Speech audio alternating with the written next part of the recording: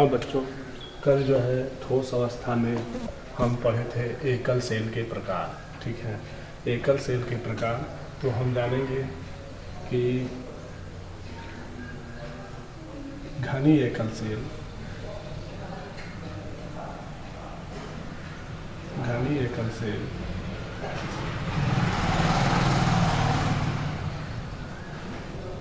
घनी एकल cell,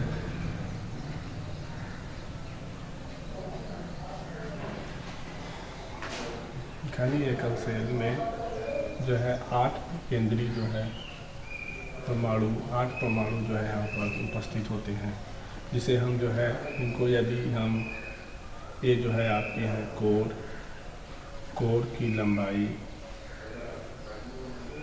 core की लंबाई और ये है आपके फलक। ठीक है, कोर की लंबाई और जो है फलक के आधार पर जो है घनी एकल सेल को जो है 3 भागों में जो है विभाजित किया जाता है। पहला है सरल घनी एकल सेल, दूसरा काय केंद्री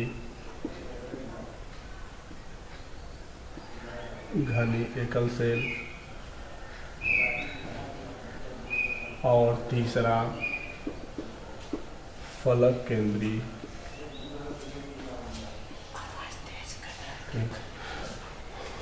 फलक केंद्री घनी एकल सेल जो है।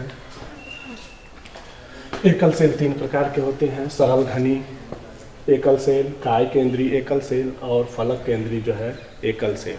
ये जो है 3 प्रकार के होते हैं। तो सबसे पहले घनी एकल सेल क्या होता है? तो घनी एकल सेल वे सेल होते हैं जिनके 8 कोनों पर एक एक परमाणु जो है स्थित होते हैं। 8 जो है कोनों पर एक एक परमाणु जो है स्थित होते हैं। इसको जो है SCC भी कहते हैं। छोटे शब्दों में इसे शॉर्ट फॉर्म में इसे SCC कहते हैं। और दूसरा है काय केंद्रिक घनी सेल।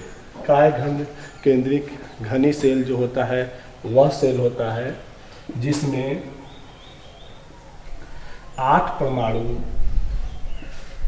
जो है केंद्रों, 8 परमाणु जो है कोनों पर होते हैं और एक परमाणु जो होता है वह जो है इसके बीच में होता है, इसलिए इसको हम क्या कहते हैं BCC। और तीसरा जो होता है वो फलक केंद्रीय सेल होता है। तो फलक केंद्रिक सेल जो है इसमें 8 जो है परमाणु जो है इसके एक एक परमाणु इसके जो है कोनों पर उपस्थित होते हैं और एक परमाणु जो होता मतलब एक एक परमाणु जो है उसके जालक के केंद्र में स्थित होते हैं। जालक के केंद्र में जो है स्थित होते हैं। इसको जो है हम इसको FCC कहते हैं। इसको FCC कहते हैं। तो हम सबसे पहले ये ध्यान देंगे कि सरल एकल सेल जो है 3 तरह के होते हैं, सरल घनी एकल सेल, काय केंद्रिक एकल सेल और फलक केंद्रिक एकल सेल, जिसमें पहला SCC, दूसरा BCC और तीसरा FCC होता है। इसमें और इसमें जो है प्रत्येक में जो है इसमें एक एक जो है परमाणु जो है इसके केंद्रों पर स्थित होते हैं, इसलिए इसको SCC। और इसमें जो है हर परमाणु जो है प्रत्येक जो है कोनों पर स्थित होते हैं और एक जो है इसके केंद्र में स्थित होता है, इसलिए इसको BCC कहते हैं। और तीसरा है FCC। इसके प्रत्येक कोनों पर जो है एक एक परमाणु जो है स्थित होते हैं, एक एक परमाणु जो है स्थित होते हैं और जो है और प्रत्येक जालक के बीच में जो है एक एक एटम जो है उपस्थित होते हैं, इसलिए इसको जो है FCC कहते हैं। अब हम जो है एकल सेल में परमाणुओं की संख्या को ज्ञात करेंगे। एकल सेल में परमाणुओं की संख्या, तो ध्यान दें एकल सेल में परमाणुओं की संख्या, एकल सेल में परमाणुओं की संख्या, एकल सेल में परमाणुओं की संख्या। ध्यान देंगे सबसे पहले जो है घनी एकल सेल में जो है, घनी एकल सेल में 8 जो है परमाणु जो है इसके केंद्र पर स्थित होते हैं। 8 परमाणु जो है इसके केंद्र पर स्थित होते हैं। तो 8 परमाणु इसके जो है केंद्र पर स्थित होते हैं, इसलिए प्रत्येक जो है एकल सेल में 8 जालक बिंदु होते हैं। ये जो है जालक बिंदु होते हैं, 8 जो है जालक बिंदु होते हैं। तो इसलिए एक एकल सेल में 1/8 जो है परमाणुओं की संख्या किसके बराबर हो जाएगी, एक एकल सेल में, मतलब 1/8 परमाणु घनी, सरल घनी एकल सेल में होते हैं। इसमें परमाणुओं की संख्या को निकालने के लिए हम जो है सूत्र का प्रयोग करते हैं। तो सबसे पहले कैसे निकालेंगे, तो इसके लिए सूत्र होता है n बराबर Nc/8 plus Nf/2 plus Ni। ये जो है इसके निकालने का जो है सूत्र है। घनी एकल सेल में परमाणुओं को निकालने का ये सूत्र है। निकालने का या मतलब किसी भी एकल सेल में परमाणुओं की संख्या निकालने के लिए n बराबर Nc/8 plus Nf/2 plus Ni, जहाँ n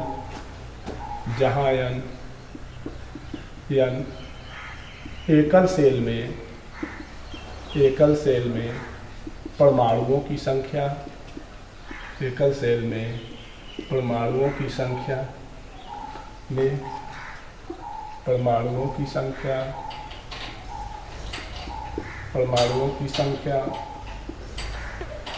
Nc एकल सेल में कोनों पर उपस्थित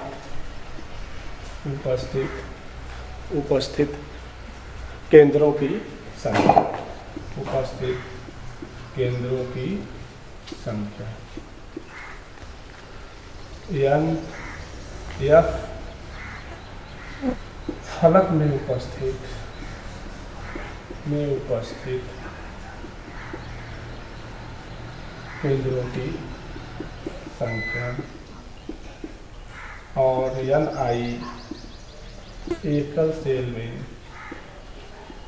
एकल सेल में उपस्थित केंद्र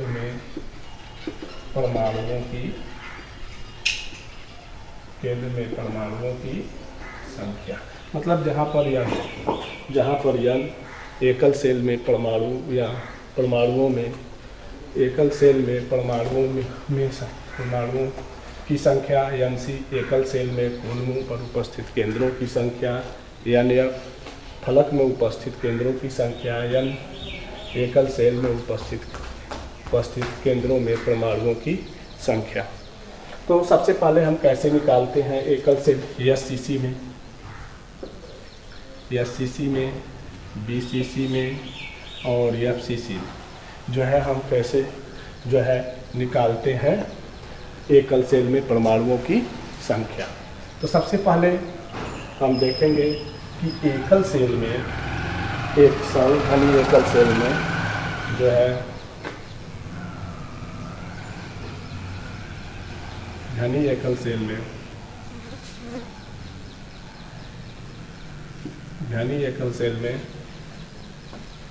में प्रत्येक कोनों पर जो है 8 परमाणु जो है उपस्थित होते हैं। तो n बराबर Nc/8 plus Nf/2 plus N0। तो यहाँ पर केंद्र में उपस्थित परमाणुओं की संख्या कितनी है, 8/8 प्लस n फलक में उपस्थित परमाणुओं की संख्या 0 प्लस सेल में उपस्थित परमाणुओं की संख्या 0 बराबर 1। मतलब एनसीसी में परमाणुओं की संख्या कितनी है प्रत्येक फलक पर? 1। दूसरा बीसीसी में निकालेंगे, एससीसी में, दूसरा बीसीसी में। बीसीसी में परमाणुओं की संख्या, बीसीसी में परमाणुओं की संख्या देखेंगे तो बीसीसी में बताया गया है कि जैसा कि प्रत्येक जो है कोनों पर जो है एक एक परमाणु उपस्थित होते हैं, लेकिन एक परमाणु जो होता है उसके सेल के क्या होता है, केंद्र में उपस्थित होता है। ठीक है, उसको हम क्या कहते हैं, बीसीसी। तो यहाँ पर बीसीसी के लिए निकालेंगे तो n बराबर NC/8 plus NF/2 plus NI। तो यहाँ पर हो जाएगा, यहाँ पर परमाणुओं की संख्या जो है सब पर कोनों पर 1 है और 1 जो है केंद्र में है। तो n बराबर 8/8 प्लस NF जो है 0 प्लस केंद्र में परमाणुओं की संख्या 1। तो n बराबर 2, मतलब बीसीसी में जो है परमाणुओं की संख्या कितनी हो गई, 2। अब हम ध्यान देंगे जो है एफसीसी में। और एफसीसी में कैसे निकालते हैं तो हम बताए हैं, जैसे कि एफसीसी में जो होता है, एफसीसी में प्रत्येक कोनों पर जो है एक एक परमाणु उपस्थित होते हैं, लेकिन फलक के बीच में जो है, फलक के बीच में, हर केंद्र के फलक के बीच में एक एक जो है परमाणु उपस्थित होते हैं। तो एफसीसी बराबर हो जाएगा जो है, आप ध्यान देंगे यहाँ पर, एफसीसी बराबर जो है प्रत्येक कोनों पर जो है एक एक परमाणु, प्रत्येक कोनों पर जो है आपका एक एक परमाणु उपस्थित हो गए। ठीक है, अब इसके फलक के बीच में, फलक के बीच में जो है एक एक परमाणु क्या होते हैं, उपस्थित होते हैं। फलक के बीच में क्या होते हैं, एक एक परमाणु उपस्थित होते हैं। तो n बराबर NC/8 plus NF/2 plus N0। तो n बराबर, हम ध्यान देंगे कि इसमें यह फलक कोनों पर परमाणुओं की संख्या कितनी है, 8। तो ये 8/8 प्लस जो है फलक में कितने एटम हैं, 6/2 प्लस 0। तो 1 हो गया और ये हो गया 3। तो n बराबर परमाणुओं की संख्या कितनी हो गई, 4। तो बच्चों हमें ध्यान दिए कि एकल सेल में परमाणुओं की संख्या के लिए निकालने के लिए जो है ये सूत्र है, n बराबर NC/8 plus NF/2 plus Ni। तो यहाँ NC जो है उसको हम बताए थे कि n जो होता है, सबसे पहले n जो है एकल सेल में परमाणुओं की संख्या। NC क्या है, NC जो है एकल सेल में उपस्थित कोनों पर परमाणुओं की संख्या। NF जो होता है जो है फलक में उपस्थित जो है केंद्रों की संख्या, और Ni जो होता है एकल सेल में उपस्थित जो है केंद्र में उपस्थित परमाणुओं की संख्या। तो सबसे पहले हम एससीसी को देखेंगे। तो एससीसी में क्या होता है कि हर कोनों पर जो है कितने होते हैं, एक एक परमाणु होते हैं। तो NC बटे कितना हो गया, 8 प्लस NF/2 प्लस Ni, ये सूत्र है। तो NC यहाँ पर क्या हो जाएगा, 8/8। इसमें NF/2 मतलब इसमें जो है फलक के बीच में जो है केंद्र में कोई परमाणु नहीं है, तो 0, और Ni भी जो है 0। तो n बराबर कितना हो गया, 1। दूसरा BCC में, इसमें क्या बताया गया है कि BCC में जो है परमाणुओं की संख्या जो होती है हर कोनों पर कितनी होती है, 8 होती है। परमाणु में कोनों की संख्या जो होती है वो 8 होती है, और इसमें के केंद्र में जो है एक परमाणु उपस्थित होते हैं।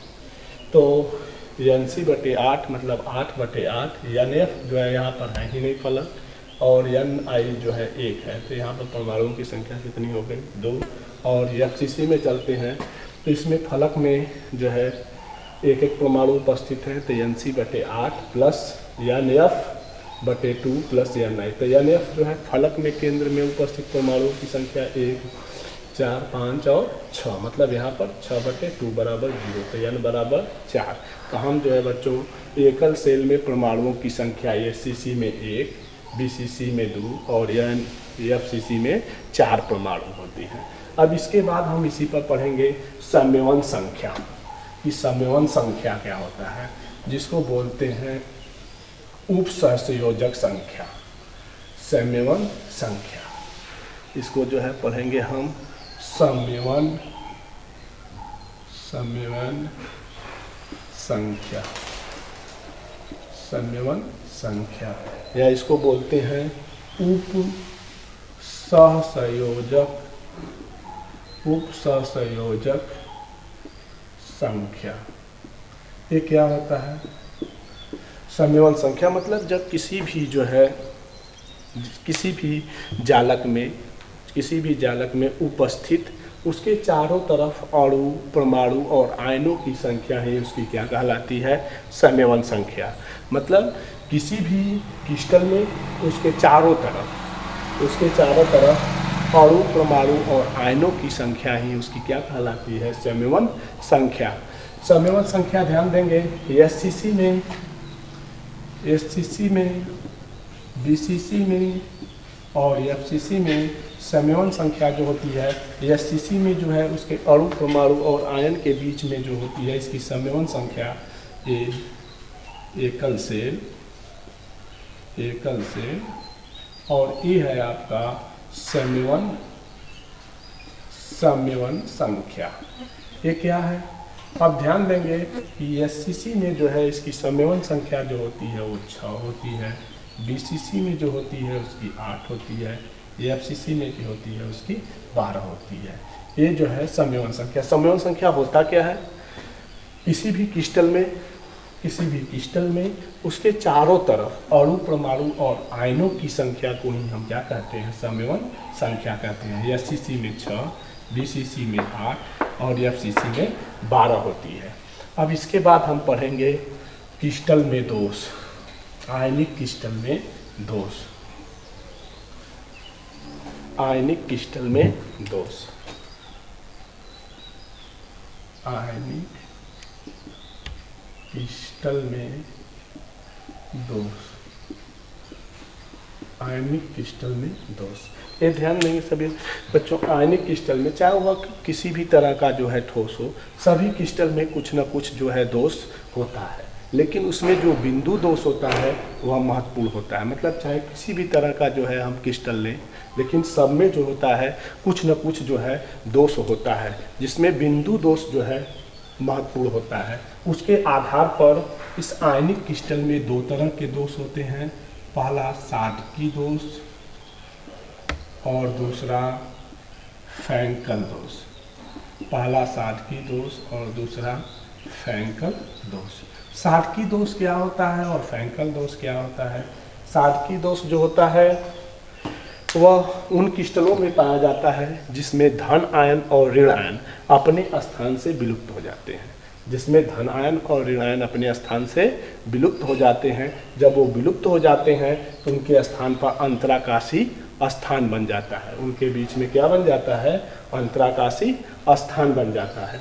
तो इस प्रकार के दोष को जो है हम क्या कहते हैं? साटकी दोष कहते हैं। जैसे ध्यान देंगे साटकी दोष के लिए, साटकी दोष जो है उन क्रिस्टलों में पाया जाता है जिसमें धन और ऋण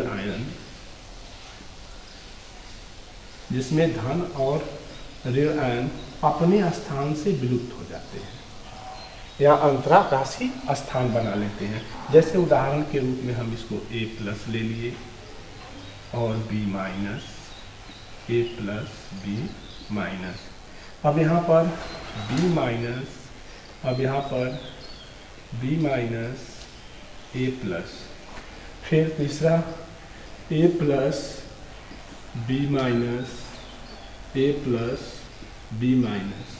अब दूसरा यहाँ पर A+, B-, A+।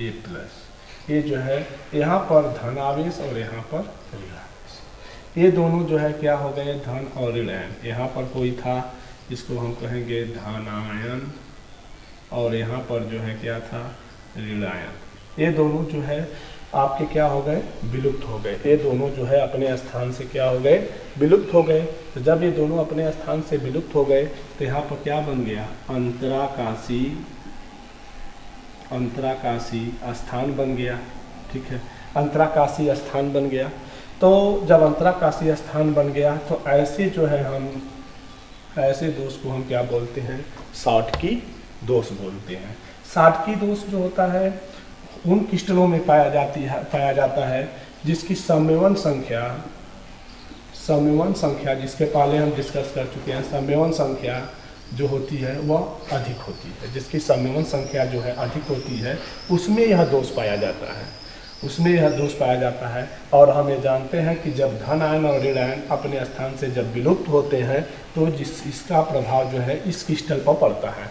मतलब इसका प्रभाव पड़ने का मतलब कि इसमें जो है धन और ऋण आयन के कारण क्रिस्टल के घनत्व में क्या आ जाती है, कमी आ जाती है। क्रिस्टल के घनत्व में क्या आ जाती है, कमी आ जाती है। तो हम ये ध्यान देंगे कि साटकी दोष क्या है। तो सबसे पहले साटकी दोष उन क्रिस्टलों में पाया जाता है, साटकी दोष उन क्रिस्टलों में पाया जाता है जिसमें धन और ऋण आयन अपने स्थान से क्या होते हैं, विलुप्त हो जाते हैं। तो ऐसे दोष को हम क्या बोलते हैं, साटकी दोष बोलते हैं। और यह उन क्रिस्टलों में पाया जाता है जिसकी संमेवन संख्या जो होती है, इसके पहले बताए थे संमेवन संख्या, जिसकी संमेवन संख्या जो होती है क्या अधिक होती है। और ये धन और ऋण आयन के कारण इस क्रिस्टल का जो है घनत्व क्या हो जाता है, कम हो जाता है। घनत्व क्या हो जाता है, कम हो जाता है।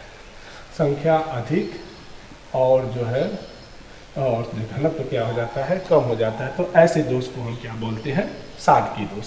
इसी का उल्टा जो है दूसरा जो होता है आपका वह है फ्रैंकल दोष। फ्रैंकल दोष क्या होता है, ध्यान देंगे।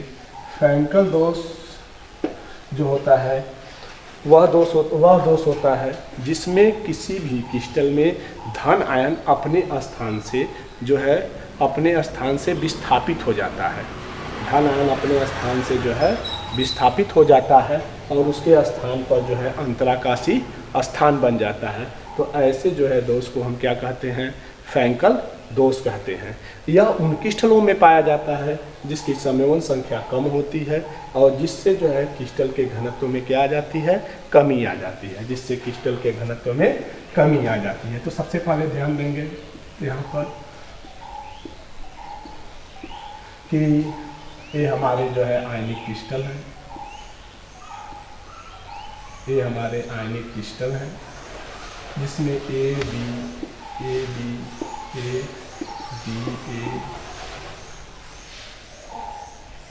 बी। यहाँ पर ध्यान देंगे एक प्लस और एक जो है माइनस आवेश है, मतलब विपरीत आवेश जो है यहाँ पर है। यहाँ पर जो है आपके विपरीत आवेश हैं, ए बी फिर ए, यहाँ पर बी ए और बी। यहाँ पर ध्यान देंगे, यहाँ पर जो आपका धनायन था, धन आयन जो था वह अपने स्थान से जो है हट जाता है और यहाँ पर वो क्या करता है, जालक बना लेता है और वह किसी दूसरे स्थान पर परिवर्तित हो जाता है। मतलब ये जहाँ से ये धन आयन जो है विलुप्त होता है वहाँ पर क्या हो जाता है, जालक बन जाता है। क्या हो जाता है, जालक बन जाता है। वह धन आयन अपने स्थान से क्या होता है, विस्थापित हो जाता है। तो ऐसे दोष को जो है हम क्या कहते हैं, फ्रैंकल दोष कहते हैं। वो यह उन क्रिस्टलों में जो है पाया जाता है जिनकी संमेवन संख्या जो होती है, ये जो है आपका फ्रैंकल दोष, जिसकी संमेवन संख्या जो होती है वह कम होती है। जिसकी संमेवन संख्या जैसे डिस्कस कर चुके हैं, संमेवन संख्या जो होती है कम होती है और जिससे घनत्व में क्या आ जाती है, कमी आ जाती है। तो ऐसे दोष को हम क्या बोलते हैं, फ्रैंकल दोष बोलते हैं।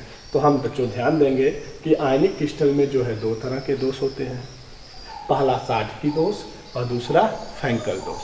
साटकी दोष क्या होता है, साटकी दोष जो होता है वह उन जो है क्रिस्टल में पाया जाता है जिसमें धन और ऋण आयन, यहाँ पर धनायन था और यहाँ पर लैन था, ये दोनों अपने स्थान से क्या होते हैं, विलुप्त हो जाते हैं। और जब विलुप्त होते हैं तो इनके स्थान पर अंतराकाशी जो है स्थान बन जाता है। तो यह दोष उन क्रिस्टलों में पाया जाता है जिसकी समयवन संख्या जो होती है अधिक होती है और घनत्व जो है इनके जिसके घनत्व में जो है कोई कमी नहीं आती है। मतलब इनके घनत्व में क्या होती है, कमी आ जाती है और इनके घनत्व में कोई कमी नहीं आती है। तो ये ध्यान देंगे कि यह साटकी दोष जो होता है वह दोष होता है जिसमें धन आयन और ऋण आयन अपने स्थान से विलुप्त हो जाते हैं, उनके स्थान पर जो है अंतराकाशी स्थान बन जाता है, अंतराकाशी स्थान बन जाता है।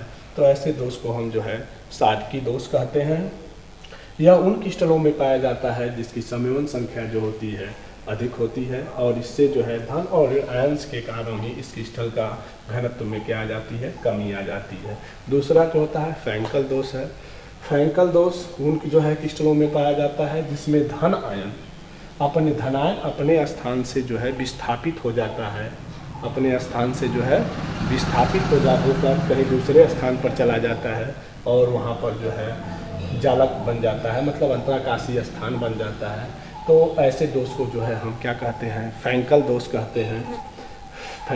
कहते हैं। और जिसकी समयवन संख्या जो होती है, मतलब यह उन जो है क्रिस्टल में पाया जाता है जिसकी समयवन संख्या जो होती है कम होती है और जिससे उसका घनत्व जो होता है क्या हो जाता है, इसके घनत्व में कोई परिवर्तन नहीं होता है। तो ऐसे दोष को हम क्या कहते हैं, फ्रैंकल दोष कहते हैं। और ऐसे दोष को हम क्या कहते हैं, साटकी दोष कहते हैं।